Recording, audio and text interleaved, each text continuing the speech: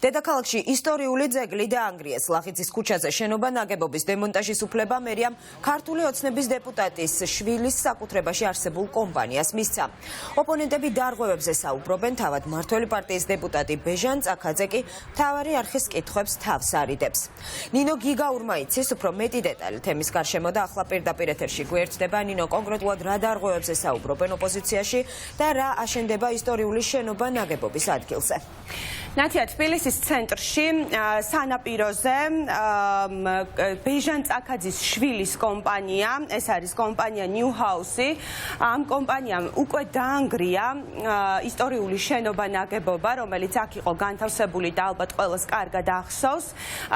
უნდა ითქვას ის, რომ ეს ნგრევა განხორციელდა წესების დარღვევით, შეთანხმებული იყო პროექტის მიხედვით, რომ ეს შენობა უნდა დანგრეულიყო ისე, რომ შენარჩუნებულიყო წინა ფასადი და წინა კედელი არ დანგრეულიყო, თუმცა ამ წესის დარღვევით დაინგრა, შენობა უკვე დანგრეული არის, როგორც გითხარით, და კომპანია New House, ბეჟან წაქაძის შვილის კომპანია აპირებს, რომ მრავალბინიანი საცხოვრებელი კორპუსი ააშენოს სწორედ ამ ტერიტორიაზე. ოპოზიციაში ამბობენ, რომ ბეჟან წაქაძისთვის ეს არ არის ერთადერთი ნებართვის გარეშე დაწყებული მშენებლობა და მათ აქვთ ეჭვი ბუნებრივია კორუფციასთან დაკავშირებით.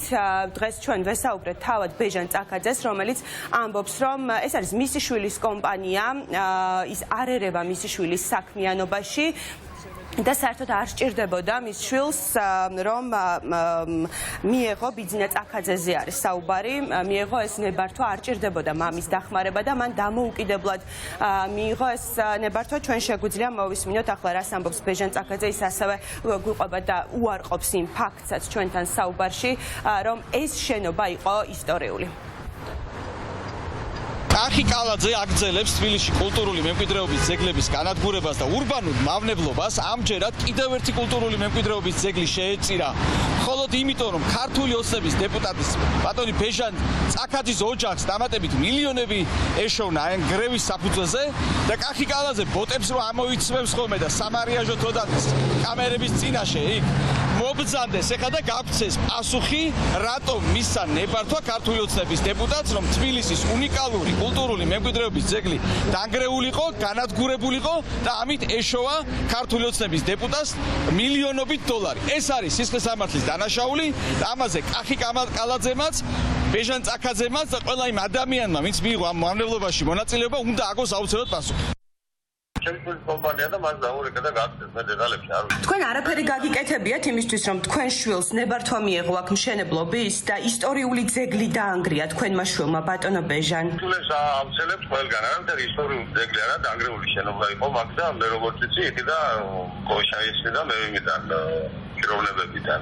არ მიგიღიათ მონაწილეობა, რომ თქვენი შვილის კომპანიას ნებართვა მიეღო მშენებლობის ან დანგრევის? ნებართვა იძლევა მილიონი ნებართვაა გაცემული, რაც უნდა მას რაჩარევა უნდა, არ უნდა ჩავრეული ყავ, რა იყო ჩასარება, დანგრეული შენობა, უსახური შენობა და გას რაღაც შენობა.